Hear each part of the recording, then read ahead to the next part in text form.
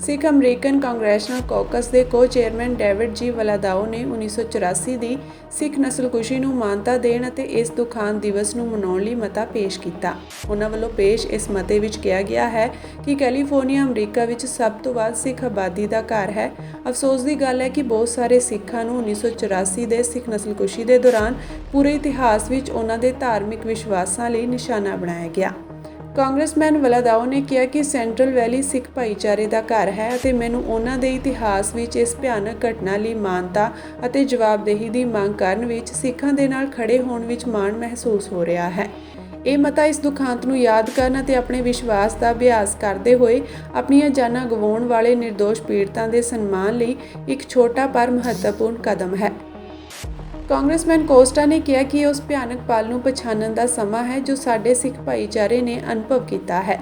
ਇਸ ਮਤੇ ਨੂੰ American Gurdwara Prabandhak committee, American Sikh caucus committee, Insaf Jakara movement, Sikh American legal defence and education fund, Sikh coalition, Sikh coordination committee east coast ਅਤੇ united Sikhs ਨੇ ਸਮਰਥਨ ਦਿੱਤਾ ਹੈ।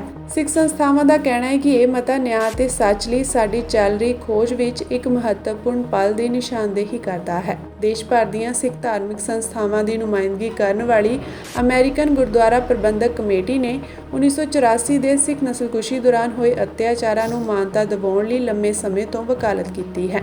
ਅਮਰੀਕਨ ਗੁਰਦੁਆਰਾ ਪ੍ਰਬੰਧਕ ਕਮੇਟੀ ਦੇ ਕਾਰਜਕਾਰੀ ਪ੍ਰਧਾਨ ਗੁਰਦੇਵ ਸਿੰਘ ਨੇ ਕਿਹਾ ਕਿ ਅਸੀਂ ਕਾਂਗਰਸਮੈਨ ਵਲਾਦਾਓ ਦਾ ਉਹਨਾਂ ਦੀ ਇਸ ਦਲੇਰ ਅਗਵਾਈ ਲਈ ਧੰਨਵਾਦ ਕਰਦੇ ਹਾਂ ਅਤੇ ਸਾਡੇ ਸ਼ਹੀਦਾਂ ਨੂੰ ਨਿਆਂ ਮਿਲਣ ਦੀ ਉਮੀਦ ਵੀ ਪ੍ਰਗਟਾਉਂਦੇ ਹਾਂ।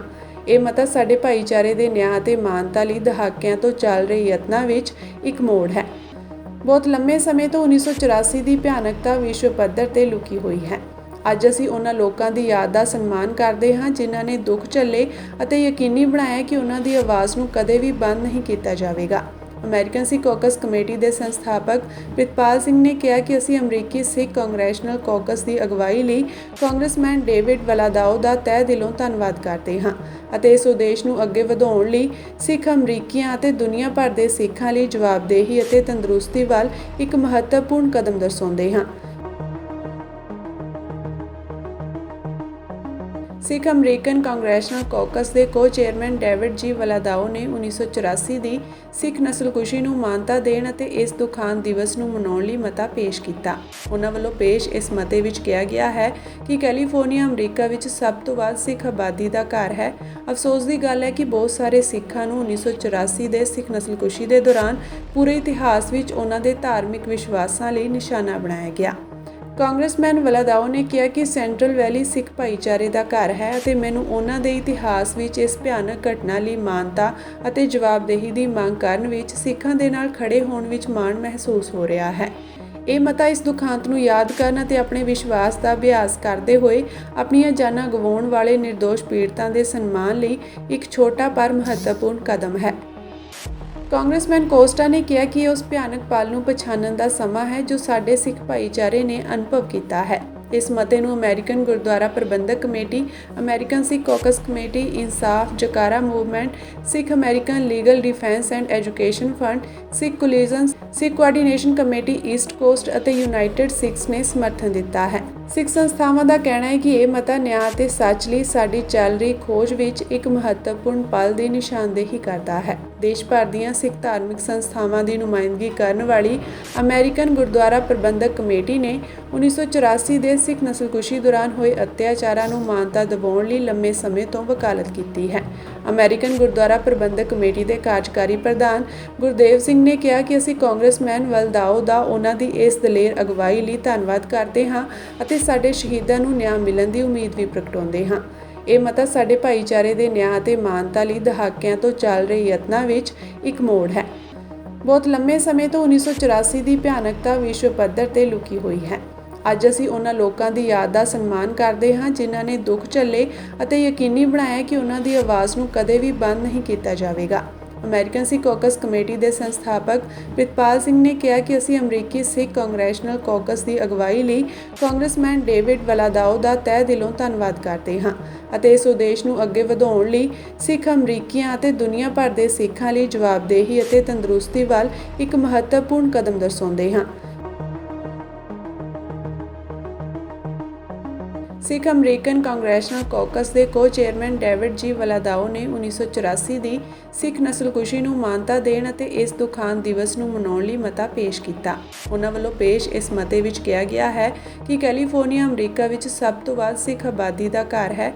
ਅਫਸੋਸ ਦੀ ਗੱਲ ਹੈ ਕਿ ਬਹੁਤ ਸਾਰੇ ਸਿੱਖਾਂ ਨੂੰ 1984 ਦੇ ਸਿੱਖ ਨਸਲਕੁਸ਼ੀ ਦੇ ਦੌਰਾਨ ਪੂਰੇ ਇਤਿਹਾਸ ਵਿੱਚ ਉਹਨਾਂ ਦੇ ਧਾਰਮਿਕ ਵਿਸ਼ਵਾਸਾਂ ਲਈ ਨਿਸ਼ਾਨਾ ਬਣਾਇਆ ਗਿਆ।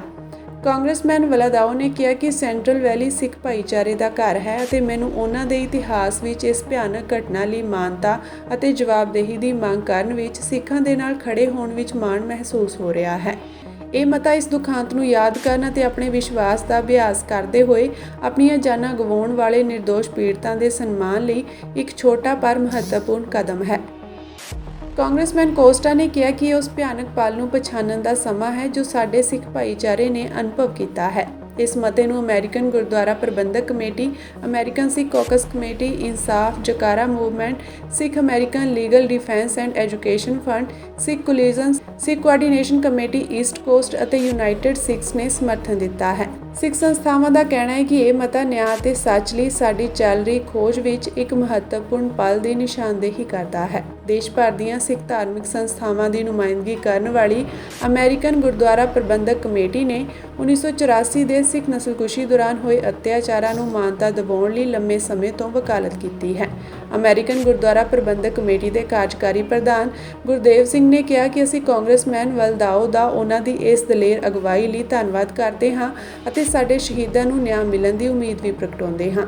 ਇਹ ਮਤਾ ਸਾਡੇ ਭਾਈਚਾਰੇ ਦੇ ਨਿਆਂ ਅਤੇ ਮਾਨਤਾ ਲਈ ਦਹਾਕਿਆਂ ਤੋਂ ਚੱਲ ਰਹੇ ਯਤਨਾਂ ਵਿੱਚ ਇੱਕ ਮੋੜ ਹੈ। ਬਹੁਤ ਲੰਮੇ ਸਮੇਂ ਤੋਂ 1984 ਦੀ ਭਿਆਨਕਤਾ ਵਿਸ਼ਵ ਪੱਧਰ ਤੇ ਲੁਕੀ ਹੋਈ ਹੈ।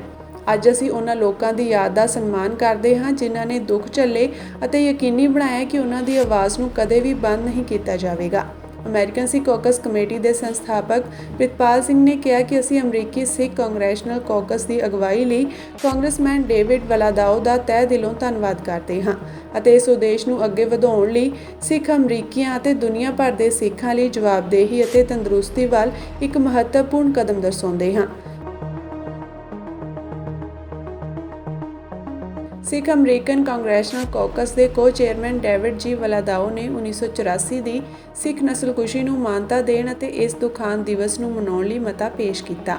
ਉਹਨਾਂ ਵੱਲੋਂ ਪੇਸ਼ ਇਸ ਮਤੇ ਵਿੱਚ ਕਿਹਾ ਗਿਆ ਹੈ ਕਿ ਕੈਲੀਫੋਰਨੀਆ ਅਮਰੀਕਾ ਵਿੱਚ ਸਭ ਤੋਂ ਵੱਧ ਸਿੱਖ ਆਬਾਦੀ ਦਾ ਘਰ ਹੈ। ਅਫਸੋਸ ਦੀ ਗੱਲ ਹੈ ਕਿ ਬਹੁਤ ਸਾਰੇ ਸਿੱਖਾਂ ਨੂੰ 1984 ਦੇ ਸਿੱਖ ਨਸਲਕੁਸ਼ੀ ਦੇ ਦੌਰਾਨ ਪੂਰੇ ਇਤਿਹਾਸ ਵਿੱਚ ਉਹਨਾਂ ਦੇ ਧਾਰਮਿਕ ਵਿਸ਼ਵਾਸਾਂ ਲਈ ਨਿਸ਼ਾਨਾ ਬਣਾਇਆ ਗਿਆ। ਕਾਂਗਰਸਮੈਨ ਵਲਾਦਾਓ ਨੇ ਕਿਹਾ ਕਿ ਸੈਂਟਰਲ ਵੈਲੀ ਸਿੱਖ ਭਾਈਚਾਰੇ ਦਾ ਘਰ ਹੈ ਅਤੇ ਮੈਨੂੰ ਉਹਨਾਂ ਦੇ ਇਤਿਹਾਸ ਵਿੱਚ ਇਸ ਭਿਆਨਕ ਘਟਨਾ ਲਈ ਮਾਨਤਾ ਅਤੇ ਜਵਾਬਦੇਹੀ ਦੀ ਮੰਗ ਕਰਨ ਵਿੱਚ ਸਿੱਖਾਂ ਦੇ ਨਾਲ ਖੜੇ ਹੋਣ ਵਿੱਚ ਮਾਣ ਮਹਿਸੂਸ ਹੋ ਰਿਹਾ ਹੈ।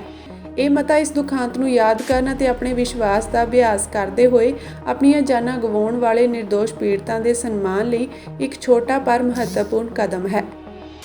ਕਾਂਗਰਸਮੈਨ ਕੋਸਟਾ ਨੇ ਕਿਹਾ ਕਿ ਇਹ ਉਸ ਭਿਆਨਕ ਪਲ ਨੂੰ ਪਛਾਣਨ ਦਾ ਸਮਾਂ ਹੈ ਜੋ ਸਾਡੇ ਸਿੱਖ ਭਾਈਚਾਰੇ ਨੇ ਅਨੁਭਵ ਕੀਤਾ ਹੈ। ਇਸ ਮਤੇ ਨੂੰ American Gurdwara Prabandhak committee, American Sikh caucus committee, Insaf Jakara movement, Sikh American legal defence and education fund, Sikh coalition, Sikh coordination committee east coast ਅਤੇ ਯੂਨਾਈਟਿਡ ਸਿੱਖਸ ਨੇ ਸਮਰਥਨ ਦਿੱਤਾ ਹੈ।